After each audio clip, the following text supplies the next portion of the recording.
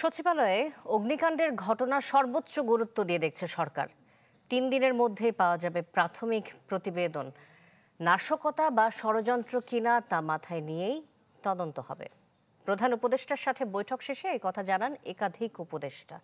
সংবাদ সম্মেলনে প্রশ্ন তোলেন সচিবালয়ের নিরাপত্তা ব্যবস্থা নিয়ে। বলেন, আগাম গোয়েন্দা রিপোর্ট থাকলে সরকার বসে থাকত না।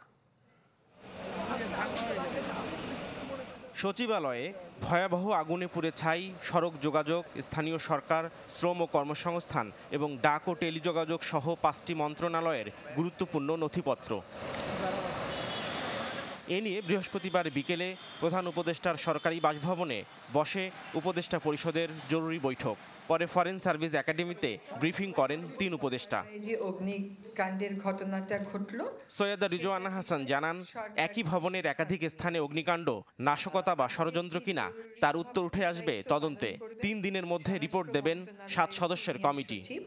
আমাদের সকলের নিরাপত্তার বিষয় এবং এইখানে আমাদের রাষ্ট্রীয় অনেক গুরুত্বপূর্ণ দলিলগুলো থাকে, ফলে এই বিষয়টাকে সরকার খুবই গুরুত্বের সাথে নিয়েছে, যার জন্য আমরা 3 দিনের মধ্যে প্রাথমিক রিপোর্ট দিতে স্বরাষ্ট্র সচিবের নেতৃত্বে উচ্চ পর্যায়ের কমিটিটা করেছি।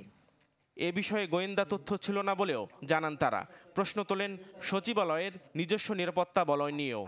বাংলাদেশ সচিবালয় তার একটা নিজস্ব নিরাপত্তা ব্যবস্থা আছে।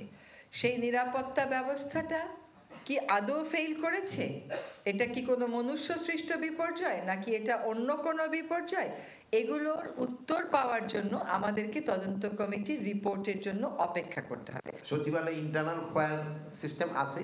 এখন ধরেন যে লোক না থাকলে ওই ইন্টারনাল গুলি চালাবে কি? সিসি ক্যামেরা ছিল এবং ওইগুলি বাইনাও মনে সংগ্রহ করা হয়ে গেছে। উপদেষ্টা আসিফ মাহমুদ সজীব ভুইয়া জানান, বেশ কিছু অর্থ লোপাটের তদন্ত রিপোর্টও পুড়ে গেছে। বিভিন্ন প্রকল্পের যে বরাদ্দ দেওয়া হতো সেখানকার পিডি সহ সেখানে পুরো একটা কার্টেল করে সেখানে অর্থ লোপাটের প্রাথমিক প্রমাণ আমরা পেয়েছি। ফাইলগুলো ছিল মন্ত্রণালয়ে, সেগুলো ক্ষতিগ্রস্ত হয়েছে। কিন্তু আগুন নেভাতে সচিবালয়ের নিজস্ব ব্যবস্থাপনা কেন কাজে আসেনি তাও তদন্ত করা হবে বলেও জানান উপদেষ্টারা। যে একজন প্রহরী এক জায়গা থেকে আরেক জায়গায় যাওয়ার সময় একটা ধোঁয়া দেখতে পেয়েছে এবং তারপর। নাফিউল ইসলাম লিংকন, চ্যানেল 24, ঢাকা।